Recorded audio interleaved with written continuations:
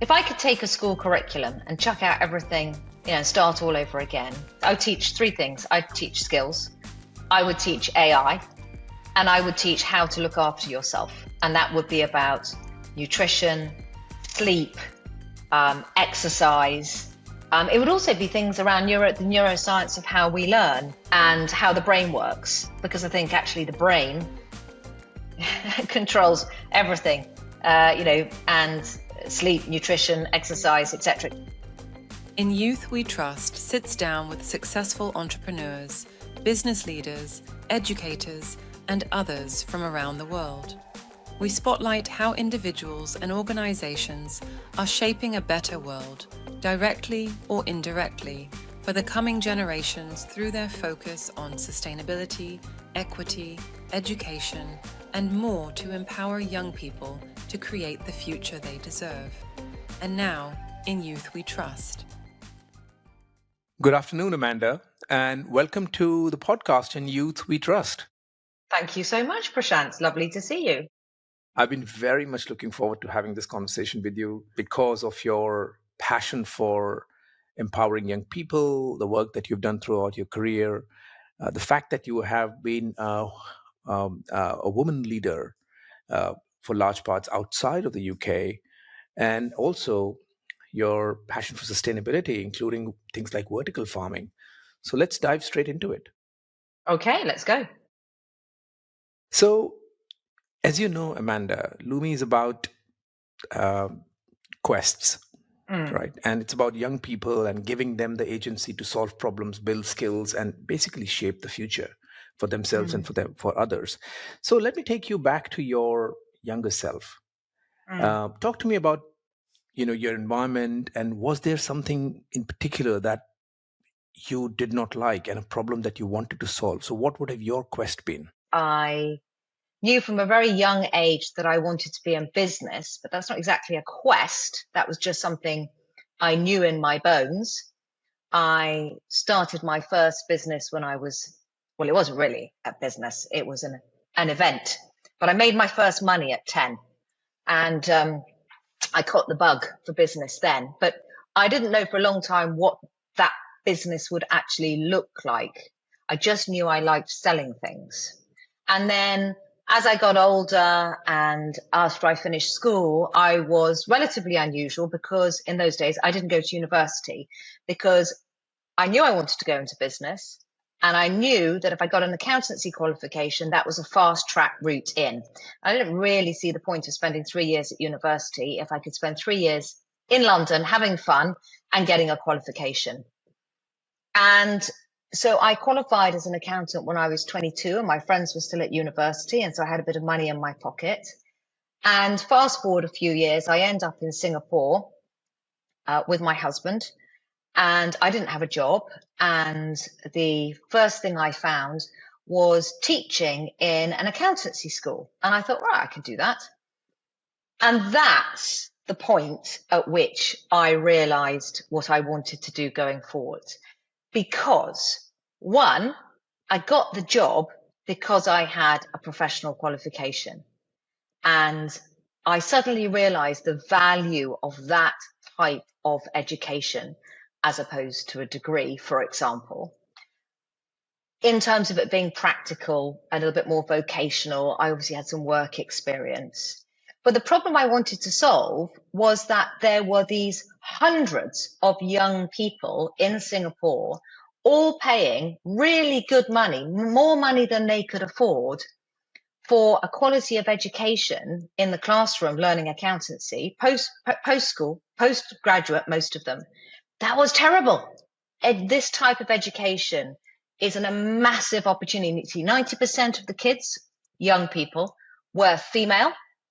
And this was a huge opportunity for them, and it was being wasted. And I thought, I can do this better.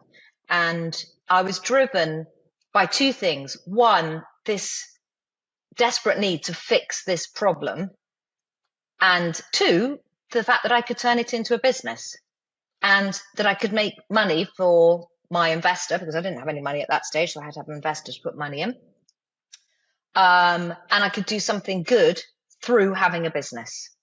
And that was the start of it. And pretty much everything else I've done, with the exception of the sustainability stuff and vertical farming, has been around educating young people with the skills, not just knowledge, but knowledge and skills that they need to be a success in whichever way they want to define success. So that's very interesting. Do you see the world moving back towards in that direction, where you see more people now moving towards apprenticeships or kind of work experiences rather than go and get a degree and pay £30,000 or more? I think the whole degree system, at best, it makes people think. If it's the really education of the very best kind, at worst, it's criminal, because it's good money for absolutely nothing. And if you look at the UK system, a lot of these kids end up with masses of debt, getting a degree that's never going to enable them to earn more money. And there's too much focus on the knowledge and not enough focus on skills. And I think you're absolutely right. A degree has been historically a passport, and that is wrong. It's made employers lazy in terms of understanding who they need to employ and how they need to develop them, because they've got this degree from this university, then they must know this. Well, it's just not true. And I think the education system needs to focus way more on human skills and on character, because knowledge can be learned, but character can't. You're talking about skills. So why is it that is not changing? Why is it that employers continue to do that? Why is it that parents, wherever I go in the world, are wedded to the idea of good grades? I know it's shocking, and I wish I knew the answer, and I wish I knew what we had to do to get the world to change. But I think, we talked a little bit before we went on air, so to speak, about AI. But I think, when AI comes along and becomes even more present in our lives than it already is, that is going to really highlight the need for human skills, human skills and character, because knowledge is going to become more widely available and cheap. And what will distinguish people from each other is their ability to communicate, their ability to innovate, their ability to be resilient, to persevere, all those good character things. Look, if you can afford a university and you can afford, there's some great things about university, Prashant, don't get me wrong. Friendships, networks, fantastic. Academic content, oh my God. My middle son completed university 3 years ago at vast expense, and to his parents, because he was an overseas student, and he studied PPE. He got a first degree from an excellent university, and I can't think of a single thing that he learned over those 3 years, apart from how to consume vast amounts of, beer, that has been useful for his current business, which is a tech startup. I know. He did PPE, philosophy, politics, and economics, and now he's a tech entrepreneur. Now, he made great friends. I think that... Yes, he made great friends, and he has got a great network, and that is extraordinarily valuable. But let's really be realistic about what university is. If you can afford to spend thousands of pounds on having a good time and getting a network, then great. Otherwise, spend those 3 years getting some real skills. Yeah. Now, because we've had another conversation, I know that you're talking about Will, right? Yes. Now, yeah. Will is a consummate storyteller. Where did he pick up that skill? But what he did do at school is he debated. He did public speaking and debating at a very high level. And that taught him how to think on his feet, how to influence, how to communicate very clearly an idea in a very succinct way, how to create, and not when I say an argument, I mean in the debating sense, so a response. And that has served him extremely well when it comes to raising money for his business, because he has to pitch very often to investors or in competitions, and he has to get across his idea in 3 minutes, and then he has to answer questions. And the credibility that he is able to exude in that situation has won him lots of money. And that is a really important life skill. Communication and influencing. So important. Yeah, absolutely. I mean, you can get amazing grades. But they don't count for anything in the real world when it comes to, building relationships, building networks, getting resources, building reputation. How do you bring this change in the systems?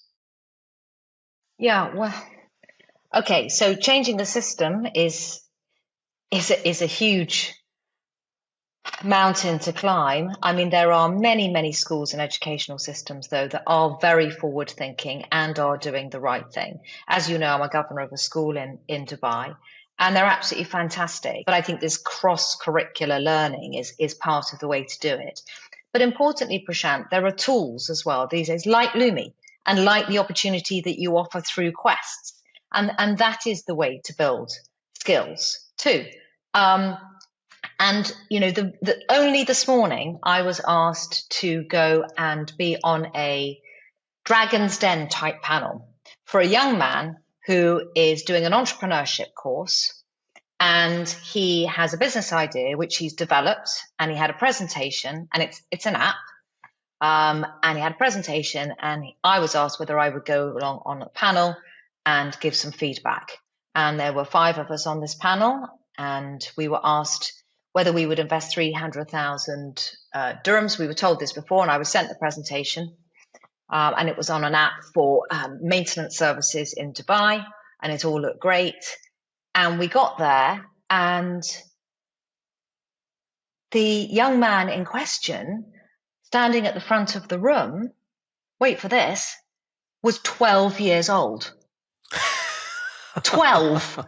I think when I read the brief, I saw year 12 and thought he was, in the 6th form.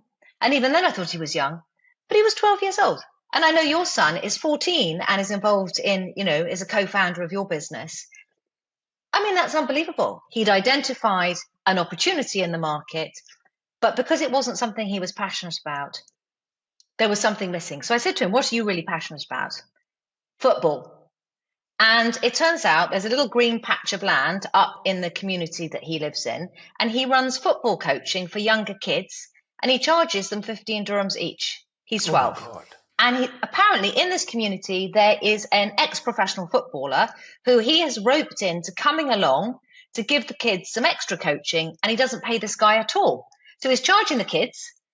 He's got an ex-professional footballer coming along, and the minute he started to talk about it, he became way more articulate, the passion was there, the ideas were flowing, the creativity, all the things that you need to bring to entrepreneurship, which was the reason we were there. That is a lovely, lovely story. I mean, I see this every other week at Lumi.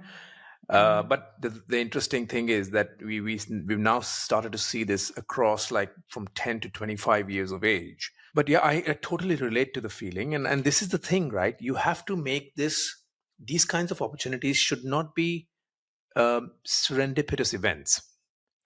They should be something that I think, even if that idea doesn't take off, what he's learned is a huge amount of resilience, huge amount of business acumen, and just plain common sense.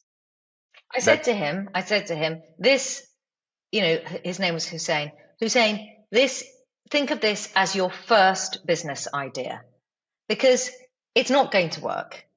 I hope he's not watching this podcast, but it's not going to work for many, many reasons. And for reasons we couldn't possibly expect him to understand at 12 years old in terms of the complexity of raising finance and et cetera, et cetera. But the sort of skills, as you say, not the technical knowledge and skills, but that sort of, I'm going to have a go and I'm going to put together a presentation and I'm going to be really brave. And at 12 years old, I'm going to stand up in front of 5 seasoned business people and explain my business idea. And I'm going to answer questions sensibly and thoughtfully, clearly. Those are the skills. But I think the context for children needs to be around something that they're passionate about, because then I think we can see the best of them around a topic that they're passionate about. That's very true. That means probably we're going to get a lot of football ideas. But anyway. So we are seeing this change. So let's go back to your journey. And you were in Singapore, you built that business, and you and then you moved on to working with the PwC folks. And so how have you been personally contributing to developing the next generation?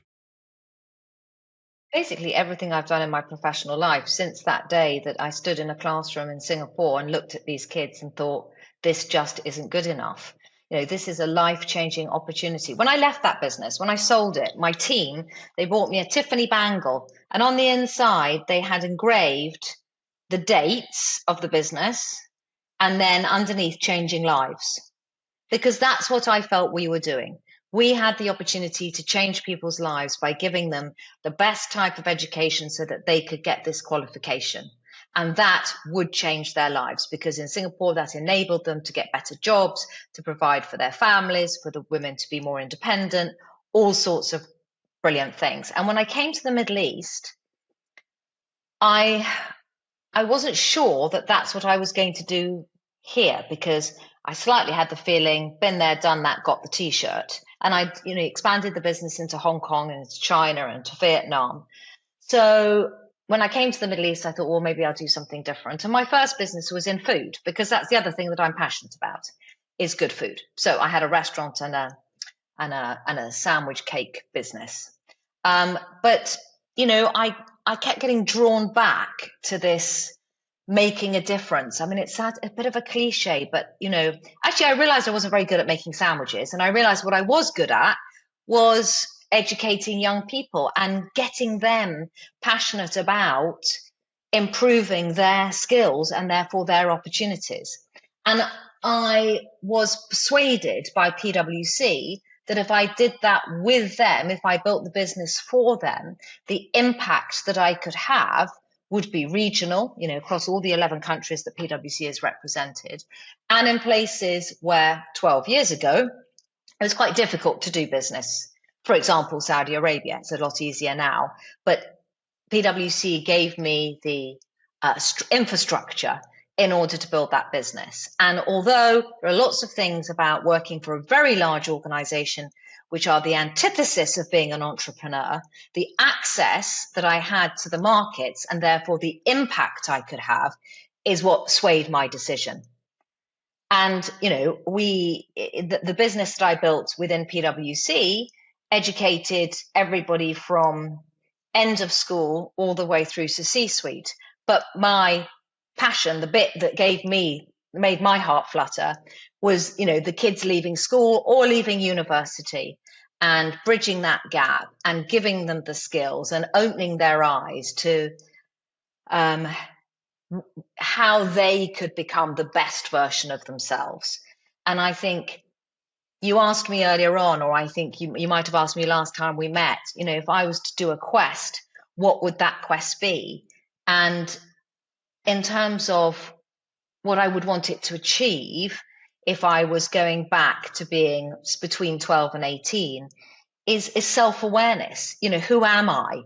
What am I passionate about? What are my skills? What are my gaps? What are the things I need to develop? But that self-awareness, which really is lacking in so many of the young people that I meet in the workplace. This episode is brought to you by Lumi.network. We're on a mission to help the next generation prepare to take on the world. Our AI-augmented platform runs quests that help 10 to 25-year-olds shape their future by developing AI, entrepreneurship, and design thinking skills to solve the most pressing business and social issues. If you or your organization wants to impact the next generation positively, we'd love to talk to you. To learn more, visit Lumi.network. So talk to me about food. Now, this is another very interesting thing. I might come back to the academy, by the way, because we haven't finished right? But so tell us, what got you into vertical farming? And it was well, okay, so yes, I'm passionate about food. I'm particularly interested in healthy food. So I'm particularly interested in, anything that is not processed, that is as natural as possible. I believe that the world, unfortunately, is, quite a dangerous place in terms of what we consume. You look at the obesity crisis, you look at the diabetes rates in the UAE where we both live. There's a lot of bad stuff going on in the world of food. And I wanted to do something which was all about the good stuff. And the good stuff isn't just about how it's grown and what it contains and its nutrition, but the good stuff is also about food that is local, that isn't flown halfway across the world before it gets to its consumer.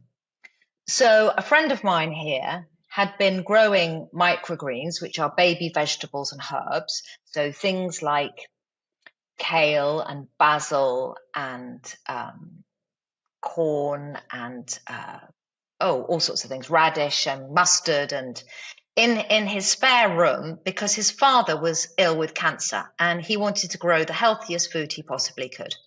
And he started growing so much, he kept giving bags of these microgreens away to his friends, and I was one of them. And when he explained to me how he'd grown these without any chemicals, any pesticides, harvest and eaten within sort of 2 hours, I realized that this is the sort of thing, particularly in a country like the UAE, where 95% of the food is flown halfway across the world before it reaches us, by which time all the nutrition has disappeared. So, for example, a lettuce, loses most of its nutrition within 4 hours of being pulled out of the ground. So I thought, well, this is a fantastic opportunity, and an opportunity to do it locally in the UAE and to do it well and to do it in a sustainable way. Now, we have many competitors in the microgreen world in the UAE, but most of them are hydroponic, which means that they grow in water and synthetic nutrients are added. We are very different. We grow in organic soil, which has 83 natural nutrients. We don't use any chemicals, any pesticides. We harvest first thing in the morning, and our products are either in the restaurants or on the supermarket shelves by the time you walk into the supermarket at 7 o'clock in the morning. And that is as nutritious as you can get. And because we grow in organic soil, the density of the nutrition is huge, which means they taste amazing. And it means they last a very long time in your fridge. We don't have any air miles. We don't have any carbon footprint. We use very little water. Everything is natural. What's not to love? And it tastes good. I know, but that sounds too good to be true. I mean, in a place like Dubai, so you should be like you should have your own real estate business with these vertical farms. Well, the thing is, we do compete against the hydroponics, which do everything with technology and at scale. And it's not hugely profitable. It is profitable, but it is a business for good as well as being profitable. So purpose and profit. Whereas our competitors who sell a lot more cheaply, and if you're a less discerning customer, be that a restaurant or a consumer in a supermarket, you'll make your decision on price. Of course, that's fine. You could have an entire school around this, where young people are spending time understanding the value of nutrition, the value of growing good food, the value of growing the. Basically, there's a team of young people in London right now who are in our quests, and they're building an app focusing exclusively on identifying foods in supermarkets which have very, very high food miles. Yes. And then presenting them with alternatives. Yeah. Yes. Right. So yes. So I see so much scope for collaboration. Are you kind of exposing any of these school kids anywhere? Yes, we have school tours all the time. We have school tours all the time. Yeah. That is really nice. Yeah. That's really nice. Yeah. So now this is you're doing this. Do you see this as your big passion right now and your only one, or? I am, if I could take a school curriculum and chuck out everything, and start all over again, I would make it way more skills based. I would teach 3 things. I'd teach skills, I would teach AI, and I would teach how to look after yourself. And that would be about nutrition, sleep, exercise. It would also be things around the neuroscience of how we learn, and how the brain works, because I think actually the brain controls everything, and sleep, nutrition, exercise, etc., etc., etc. I think you've got far too much energy. I think to be spending it just on food. I think there's an element of you which is still so passionate about developing young people. So I'm very grateful that you're still very active in this space. So let's look at the future. Mm, Amanda, we've identified challenges in education. You obviously have seen how unsustainable food systems are, and they're contributing to climate change and things like that. So if I look at the young people, there's a whole skills gap or skills aspect to their future, and there's the whole sustainability aspect to their future, where we find that there are a lot of challenges that they're going to face. Again, I know I'm putting you on the spot again and again, but how do you think we integrate that into these people's lives? I think, particularly at the moment, the geopolitical situation in this part of the world and globally with all these elections coming up this year, I think some of those are going to be extraordinarily challenging to navigate, even for us, let alone future generations. But in terms of the discord that is potentially being built, the asymmetry between rich and poor, urbanization, and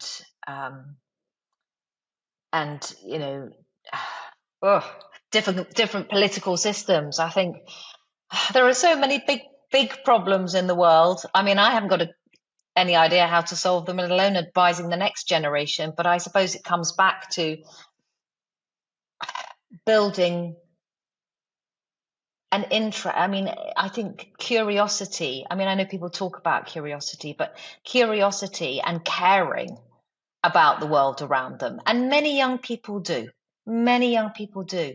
But so many don't, Prashant. So many are so obsessed by, scrolling endlessly on their phones, and the world that is presented to them through that portal is so limited, or so targeted, even worse, limited or targeted. And I think if I could invent something that would tempt, I don't think you can ban social media, that's just unrealistic. But if I could invent something that was more attractive to take them away from all these addictive substances, including, social media and scrolling. We need to solve the dopamine issue, Prashant. That's what we need to do. We need to find a natural solution to dopamine. Well, the most natural solution I found in my life is meditation.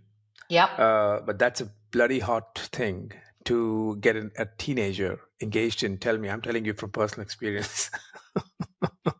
I mean, I only came to meditation really late. It was probably the last thing after exercise, diet, everything.